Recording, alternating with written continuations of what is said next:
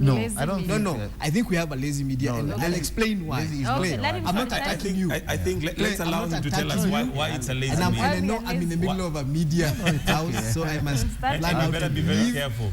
But I say it's lazy because to do the kind of work that Kadhara is actually suggesting, to do a complete audit and to suggest what I think in the past used to be called investigative journalism, which is quite rare these days, means that you actually must go and find out what went wrong, so that by the time you're presenting a story to the Kenyan public, it is complete. It is not one aspect that is sensational, that sells, that you can put in the headline and you sell newspapers. I have said on this space before that the problem we have, maybe in media generally, but in media specifically in this country, that we focus on selling the news story, and that is that is the bottom line. Which is, see, that's the problem, and we need to agree that. Do we need to forget that it's business? No, we don't need to forget it is business. Even if it were free, it can never be free. No, you still need to sell. You still need to sell that story. That free story. That free story. That needs to appeal to someone. And that is exactly the problem. Finally, before we move on to the next story. If I may jump in here, and I think sometimes we use this idea of the news cycle, essentially to hide why we are not pretty much participating in it. Yes. Let me give an example. I mean, look at something like from an adjudication, like from the U.S. Take something like Watergate. That led to, I mean, a story that led to the resignation of a president. You know, started off as a burglary. You know, small story in a hotel and in some offices, and the guy stuck with it. Guy said, "Yeah, there's something more," and he stuck with it. He didn't argue. News cycle. And the cycle was over. You know, and this is what I find you guys are saying, is that, well, actually, yes, there are issues to do with the ABC, but that's so. That story is old. No. I see the issues have gone. You know, I mean, yesterday, last Let week. him finish. Last week we were talking about the unexplained deaths of Kenyans, if you remember. Yeah. You know, and these deaths happen every day. You know, but we only talk about it when some prominent guy, it happens some prominent guy, and then we forget about it. You know, then we argue news cycle. We make the news cycle. It is the media that makes it.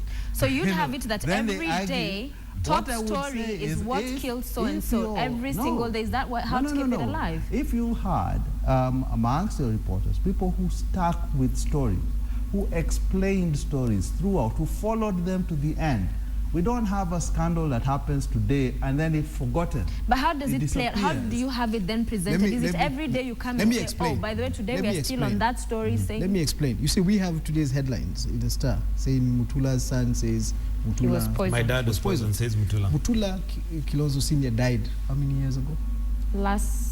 I think 2 years ago. 2 years ago. Yeah. We all had a big issue about it. We had a big conversation. I mean, it was, you'd imagine they were going to get to the bottom of that story based on how the media was covering it. Then it just died. Now, the same story has come back 2 years later. And you ask yourself, why didn't we get to the bottom of that story? But I do realize the family was not compelled to release if they had those results to the media. We cannot go and say, you know, you owe us an explanation of what killed Mutula. But it's then up now, to them. so we have now sensationalized the story back up because we did not sensationalized the story. He commented and said that he believes that samples were tampered with. Let me just get back to the Watergate. Watergate, yeah. Yes. For this time that Bob Woodward and the other gentleman was actually following up this story, was it on the front page also? Because what I see here, just a minute, what I see here is that you guys, there's something you talk about headline. Okay, the lead story. Well, that's what you guys focus on a lot. That's what you guys focus on a lot. Because, I mean, I remember 3 weeks ago writing my column and I said that actually I don't read the lead story. I get my stories for my column basically from the so-called briefs. Because most of you people feel like, okay, fine, if this story is not on the front page and all that, there's no page 3, page 4, page 5, all those they're equally important. They're equally important. So it does not mean that the story dies. It does not mean that the story dies. Okay, as for Mr. Mutula, what happened is this, as Sophia says, this was not a public inquest. So the family can actually withhold the pathology. Yeah. They Just can. go saying So to now tell this us. gentleman has come out. We didn't even know that actually he was having a problem, that the government probably, they never had the results because they never came out that time to probably, I mean, and... So is anybody asking him those questions? Right now? Now I think, now he's up. No, but we will follow up, no? Maybe this is my problem about that story. Clay, maybe before we even start saying, are we asking the question? The thing is, for him to come out and say that now, it means he did not get to the end. But did anybody approach him and ask him, or ask the family, how far has this gone? And even and let them be the ones to say, no, wherever we are, we don't want to talk about it. Then we can say case closed. I think what is happening here is that we cannot create news. Exactly. I mean, sometimes, let me tell you something. Just a minute, let me explain one thing. Sometimes something happens to be news just because a journalist happened to be there. Let me stay on that story. Let me stay on that story. Let me stay on that story. Clay has done a very, very good defense of why that story has come back. And he's explained about all the things that were happening in the background. Now, those are the things I would like to hear in that story. Now wait. Somebody needs to be following that. Somebody's on it. You've talked about it. Because Clay is going to be on it because you've talked about it. If we had not talked about it, I would have died. Actually, the thing is, I remember, well, I shouldn't say this, but yesterday, actually, that's what we were discussing with the news editor. Yeah, right. We discussed that with the news editor for sure. We discussed that now. Okay, we'll wait to perhaps see, and maybe it's one of those, the law we are seeing being proposed by some members of parliament that I suggested it in my column on Monday. Yes, actually, we suggested it here also the other week. Of prominent people. In such a case... I'm not even sure. For me, and I know there's lots of public that's interested in what kills these prominent people. These prominent guys, but I think we need to have to cast a wider lens on this and look at how it affects the everyday Kenyan, because there's lots of deaths happening there, that are similarly unexplained. Yeah. And those are actually, for me, that's what should really be of concern. Yeah. To us. So it's the impact that has on the ordinary guy. Yeah, because when Johansson Odor says that part of our systems and infrastructure cannot perform some of these tests, that they have to be sent outside the more advanced tests, then our question should be, why are we not working? Yeah, and then also, there I agree, because pathology is all about like finding, probably for medical research, like you find out this is happening, how can we prevent it? Yeah, it's not just that. It's not just about finding out the cause of death and that's it. But then there's also something else, and maybe this is where the media again comes into play. Because what we need to do is have concepts that become applicable to everybody. For example, if in Kenya we had the fact that every death has closure, meaning that every death, whether it is a big person or a small person, because in essence, before you actually bury someone, before you get a burial certificate, there should be closure on why that death happened. And it doesn't matter whether that was a prominent person or... now, if we had that as a concept, and this is the kind of story that now media can run with and bring to an end, because once you do it with one person, then you make, what you're saying is that standard. This needs to be the standard. Okay. That anybody, whether you're a guy in the market or you're a person who lived in but very quickly, what I would add is, I think partly where media goes wrong is it waits for the stories to come to it. Yes, as I said, lazy. And it doesn't. No, we're not lazy. No.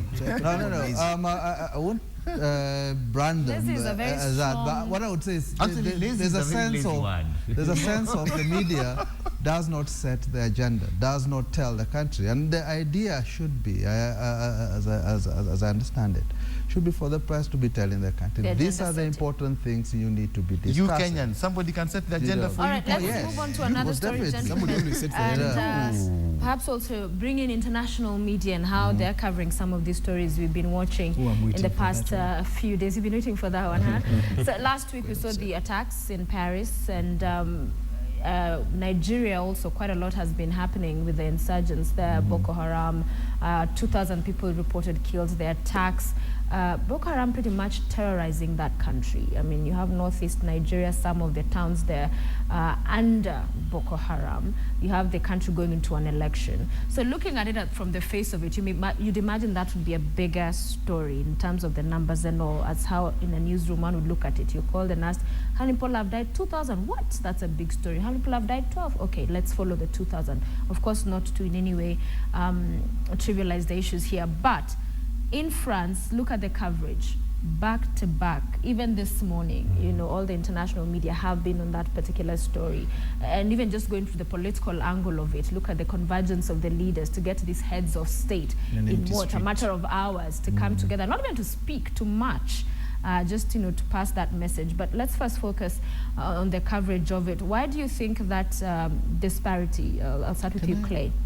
Yes, I mean, you want to go. I mean, I know you were raring to go. Yeah, because for me, what has happened with the France story, with the Paris story and the Nigeria story is, for me, a very clear example of what is wrong with the media. And I say this with all due respect to everyone here. The Paris story was an attack on a media house. And when I talked about school and children going to public schools, that's what I meant. This was an attack on the media house. The media, Clay talks about setting the agenda, and the media set the agenda on that story. They went to town with it. I mean, it was, how dare you attack us? We are going to make you pay for this. And they made it the lead story everywhere because it was one of their own. Nigeria, 2,000 people dead, and a whole state taken over literally by a terrorist group. But that really is a story. When I talked about the media here covering the teacher strike story as a story, that's what I meant. That is a story. It is something that it's actually happening, yes. It happened out It is there. happening. So we must tell people it's happening. But this is the problem. This 17 people personal. who have been killed, how dare they come and attack us? We are the media. We are the ones who tell the story. So you're not thinking about the 2,000 people who've been killed in Nigeria. You're not talking about the fact that you are actually watching a state being taken over by a terrorist group. We are now, we actually think, it's not even a Nigeria problem anymore. This is, if these guys take over that state, meaning they can train terrorists, they can export terrorists, they can, I mean, it is a massive problem. But we're not going to talk about that because 12 media people were killed in Paris. Of course, then you have to think about the fact that... Are you saying if the same had happened, God forbid, in Kenya, that would be seeing international media still covering it the same way? Is it a question of that it happened to the media, or is it a question of where in the world it happened? Let me give a very good example. The day Standard got invaded or attacked, and I know I have to walk softly here, but that story, and in fact, I remember it ran as a story every anniversary of that attack for several years. I don't know whether it's happening this year, but it was a story. You reminded Kenyans that, you know what, we were attacked, and nobody has ever been held to account for that. Now, think about how many institutions have been invaded and attacked by people who don't know. How many of those stories are actually covered that long? No, it's like this. Just before Gadara jumps in, I just want to correct this bit about when the media gets attacked and all that. We are supposed to be the watchdog. So at the same time, you're telling us to be strong, but at the same time, you're telling us when we're attacked, we should just sit back. No. Yeah. But you see, I'm actually explaining. I'm explaining. It's like Inikama Kutupa Mawe police station. That's what I'm saying. It's exactly my point. Yes. My point is exactly that. That the reason that our media tends to prioritize different things and not set on in any global standard. It is based on how important they are to us as media, and we need to accept that, because if we don't accept that, we're going to keep talking about we're not subjective, we're non-partisan. It's not true. It depends on how close that issue cuts to us. Now, the Paris attack cut to the bone of the typical media person, because you do not want anybody to come and attack you because of a story you wrote. And because these guys were attacked because of a story they wrote, that became the international lead story. 2,000 Africans died in Nigeria. The president of Nigeria even refused to acknowledge that it happened. Nobody's talking about that. because he's scared that if he acknowledges it happened, it's going to be a problem to his election. Nobody is actually following that story. Why is Goodluck not talking about it? I think I watched it on BBC. Yes, but you see, you had to look for it. But we all know 17 people died in Paris. Yeah, I think, I mean, we can rail out the wind in the sense here. But the fact is, for a very long time, we've known that there is a hierarchy of victims. You know, that an attack that happens in France or in the UK will get far much more coverage than anything that happens here. But it only gets far much more coverage in international press. What Ngujiri should be asking is, what is our local press doing? What is press in Nigeria reporting? You know? Let me give you an example. In Kenya, we know that we've got a fight against Al-Shabaab. We know Al-Shabaab, Boko Haram, Al-Qaeda in the Arabian Peninsula cooperate. This is not news, you know. So when Boko Haram is getting stronger somewhere, we should be asking, what are repercussions for us, both in our fight in Somalia and in our fight against terrorism here? Not too much interest on that in our local press. So we can rail about what international press covers.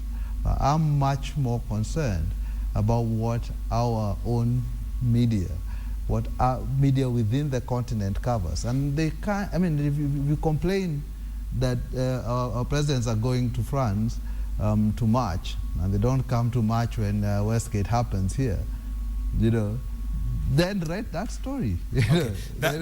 Make noise about that. That being said, Clay, do you think that location also plays a role, depending on where this happens? Because from what Ngujiri has said, and it is true, Jonathan Goodluck was highlighting what was happening in France as opposed to his own country. He went to march in France also? No, he didn't. He didn't. He's campaigning.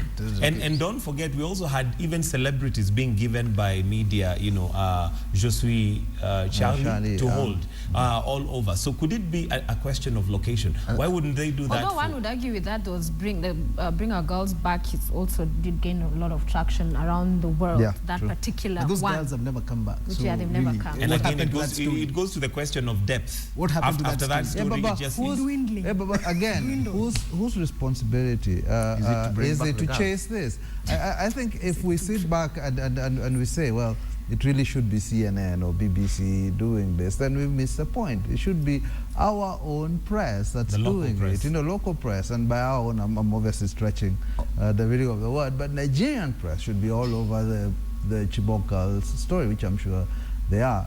You know, one of the other problems we have is reporting within the continent. You know, you knowing what is being reported on Nigerian TV. And the context. You know, it's much harder than you finding out what's being reported on American TV. So, in a sense, we might here be arguing that, well, nobody's reporting 2,000 deaths, but perhaps if you're on Nigerian TV or you're reading Nigerian papers, you might find that is the major, bigger story. I don't know. There's this thing that, like they say, the media are American. That's a book. The media are American. And you see, for them, every story is local. Actually, I would probably say the media are Western, and I will narrow it down and say the media are Jewish. So what? Yes, yes, boss. You have to look at whatever happened in France from that context, why it actually ended up getting a lot of coverage. Yeah. Why? Actually, one of the journalists got into trouble because of a comment he made. In one of the CNN's leading journalists made a comment to some lady who was the dependent or an offspring of a Holocaust survivor, and then she talked there's a statement she made, and he said, but even Palestine seems to be suffering in the hands of the Jews, and he got so much flack he nearly got fired. Yeah, because what is happening because of that comment. Netanyahu, I think, went to march in. Yes, as did and how many Palestinian journalists or cartoonists are jailed in Israel? Yeah, and don't forget Abbas also went. So you get. So actually, that's one thing. I mean, we have to look at one of the reasons why the France attacks got a lot of coverage. It was more or less like it seemed to look like a religious thing, and that the marginalized people actually who had been attacked by another marginalized group, because actually what they say is that even Muslims are marginalized, and they're being targeted by this publication. Okay. But also another thing is that what we have, how do we get our international news here? We have AFP, which is a French company. We have AP, which is an American company. The other one, which we don't use it much, we have the other one, which is actually a German company. All these things are European. And this is where also I tend to disagree with my professional colleagues, because I've heard this story over and over. Africa should tell its own story. Do you know who they're telling that? They're telling a reporter from BBC. Africa should tell its own story. The whole of this week we've been tweeting, the African media or the Kenyan media is ignoring Nigeria. We are tweeting from our houses while you're watching BBC, CNN, the coverage. Right now, I don't know if there is any East African journalist in Nigeria, but I do know that CNN, BBC, and Sky News, they have journalists in Nigeria. So you see, I mean, having said that, some of the things also is that the success of the media is also tied to the economy. There's so many other things that if you compare what those people can do, those guys were attacked like one week ago. They're back. Actually, the publication is out now. So some of 3 million pieces. Yeah, yes. So some of these things also are tied to the economy. How good is our economy? Some of these things, how can our economy support some of our actions? Okay, or some of our I needed to bring this home. You see, I think since we are actually having a conversation about how media influences is doing its job, I think it is important for us to learn from the Paris story and the Nigerian story, and for the media to accept that they have massive gaps in how they handle different stories. Because if really you are looking at the substantive effect of a story, then 2,000 people dead is a much bigger story than 17 people dead. I mean, without trying to demean any death from the other one. But the fact that we've focused, and this is the media as a whole, because even local media has been talking more about Paris than about Nigeria. Even the local content media, I'm talking about now here in the Kenyan story, we are all aware of what has happened in Paris. We don't have as much detail about what has happened in Nigeria. We could say that location counts because Paris is where it's easily accessible to a lot of media houses. I read a story about the issue about getting access to information and getting information out vis-a-vis Nigeria, where Boko Haram has clamped down on public spaces and public information. So information is not coming out. But then this is where when we depend on the media, because really, I am going back to a statement that Clay made about setting agenda. The media sets the agenda a lot of the time. Let me just jump in. You know, one more thing with Kenyans is that this country right now, it's so fragmented that actually it's so difficult to set an agenda, because one thing I've been saying privately is that if the kind of attack in France happened in a Kenyan media house, I am very sure there's so many people actually who could have gone to start thinking with their fingers in saying, yes, they deserved it. You see, that is the problem. That's a problem. Is that the problem we have here is that it's so difficult to set an agenda, because something came here called new media. Nowadays, you think with your fingers, you completely lock out your head and everything else and start thinking with your fingers, and that is at the problem. Gadara, just briefly, your comment. Well, I don't think you should blame social media for coverage. I'm not blaming it. I'm just saying how sometimes it's difficult to set the agenda, but going back to the coverage, going back to coverage, I'll make two quick ones. First, I think it highlights the dependency of our local media on the international news networks, on the news providers like AP. And the AFP to mention, and Reuters and the rest, and that is a problem, that our news, and actually, to be quite honest, if you look at when AP send out their news feeds, they've got lots of news about the continent. We choose not to highlight it. So in as much as people complain, I think we need to be looking more internally.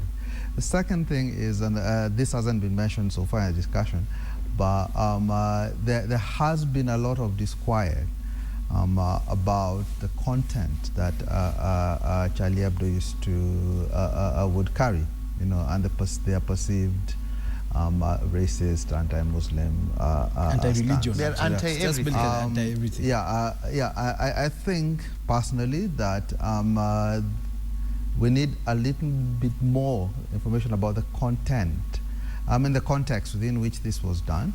We've got to understand that it comes from a tradition of French satire that tends to be a bit far out there, that really far out. That for what they did and for, the paper itself, has stood up, for example, for immigrant rights, asking for them to be resettled, etc. within France. So just painting them as, a bunch of racists doing this, divorced from the context, is a problem. I think once we try and understand and explain what that context is within which these guys are doing this, then we might discover there are actually two sides to this story. I'm not saying the cartoons themselves were not insensitive. They may have been, but they're insensitive in a context. Nothing warrants killing, kind of. Yeah, precisely. But they're insensitive in a context. So a community within France that feels itself marginalized, seeing these pictures, might see it as, within their context, as bad. Other guys who are used to the French tradition of satire might see it simply as a continuation of that. So we've got to understand there are two levels to this, there are two sides to this story. Okay, our time is up. We have 2 minutes. The director says 1.5 minutes. But I must ask this. We saw what unfolded with the Honorable Moses Kuria and being told to give that public apology. The question of hate speech and tie that with negative ethnicity and intolerance politics that we've been seeing play out. In terms of just covering the issues, some have accused the media of perhaps not focusing much or bringing out some of these disparities in handling an ordinary citizen accused of some of these things, and when it's a prominent person. Gunjiri, your thoughts on this story and perhaps agenda setting with it in as far as getting Kenya out of this culture that is threatening to tear apart society? Okay. As I go into that story, can I make one final comment about Yes. the Paris story, that the media failed? There was a picture that was actually shared by all media about world leaders marching. None of the media actually followed that story to show that they were not marching in a crowd. See, the perception that was given of that picture is that they were leading the crowd. But the reality of that picture was that they were actually, the street was closed for them to do a photo shoot of them marching. And I only came across, it's actually circulating in social media, but it's not being run. It's like the media conspired to present what the international leaders were trying to present to the world, that we came to the streets and marched with the people. Because it was always superimposed over the 3.7 or 1.6 million, whichever number actually is, works of the French people who came out. This would have been an interesting story to follow, because yes, they marched, but so it might be me splitting hairs, but it would have been interesting. It's called creative nonfiction. Creative nonfiction, yes. Yeah. You see, he even knows the name for it. But then now coming back to the story of my good friend Moses Kuria, and I think what I noticed right from the get-go is how that story disappeared into the Wadi story. Even when the media started covering that evening, the first things that were happening was, so Moses has been told he can say sorry, so how come Wadi cannot say sorry? That was like the angle nearly every media house took with that story. So we are saying Moses, because he's a prominent person, he comes. There was also a story about ethnicity, about position, about relationship to the president. Well, that's a valid question, isn't it? But you see, my question was, we first didn't even have a conversation about whether or not what Moses was doing was correct, even before going to compare. He has admitted it. No, not the actions. No, I'm not talking about the actions. Alternative dispute resolution. Yes, I'm not talking about the actions that he was being charged with, but the process of how he got out of it. So we are already having a conversation about who else should get out of this problem this way, before we even have a conversation about alternative, because I personally agree, I support alternative dispute resolution. And on the issues of hate speech, I actually believe you cannot legislate hate speech. You just have to figure out how to keep bringing people to the center, which is what they were doing with Moses. But then you see, nobody's actually talking about the alternative dispute resolution. We are talking about how is it that it's only applying to him? Why isn't it applying to Wadi? Can it be applied? Can ADR be applied in a criminal case? alternative dispute Isn't solution. that what But it the happens in some parties places, agreed? in some parts His of the country. council and By the LSA. way, it does. It does, where people have gone and you've attacked. We keep talking about when Now, the cattle larceny has happened and people are brought together and they agree we're going to pay you so many cows. This story is over. It happens. It happens in criminal cases as well. It's only that it doesn't happen in the centers. Well, I think that we need to be a bit more interrogative of what's happening here. You remember, it's not just Moses Kuria. You had Adi Makwere also offered, in essence, a deal. You know, and this doesn't seem to be the case with Wadi, who's treated different even after he offered himself, you know, to apologize. You know, to avoid a custodial sentence, they said no. I don't know that young man, but I think he was sentenced before he was brought to the court. No, let me finish. So I think there is a valid question here about whether we are having a double standard, one for prominent Kenyans, you know, and one for the Kawa, you and me. Which, interestingly, Moses Kuria in an interview after the whole process said he would get lawyers to appeal to Wadi. Yes. But as you make your comment, there's one other thing, and I think we shouldn't neglect it. Moses Kuria was at it again yesterday. You know, but he put out a tweet citing the Bible about uncircumcised men. And I want to read you his profile on Twitter. I've just gone to it right now. Has the verse. Yes. Genesis 17:14. Yeah. That's on his profile. Right. And it reads, any uncircumcised male who has not been uncircumcised in the flesh will be cut off from his people. He has broken my covenant. This is NIV version. So interesting, the charges that he was, you know. So again, that were up and this is all against about this apology, and this as is usual, his profile. So it's all about context, you know. Lots of stuff he's been saying that has caused, I think, has had to do with circumcision. For him to do this, it's really a slap in the face for the NCIC. And my point is, I mean, I know you will argue that, oh, he just quoted the Bible, you know, but there is a context to this. And don't forget, hate speech is not just speech that says, you know, that comes outright and says, you know, you should kill this. There is still speech that demonizes. You know, there are contexts that I would imagine as a national leader, you know, as he likes to portray himself, you know, that he's sensitive to contexts, you know, to what might inflame, you know, and given his behavior before, I think this is totally unwise. I think NCIC should feel that they have really been insulted, you know. And if I were them, these deals they are cutting, they might think twice about it. Our time is up. My closing remark on that issue. The problem about legislating hate speech is exactly that.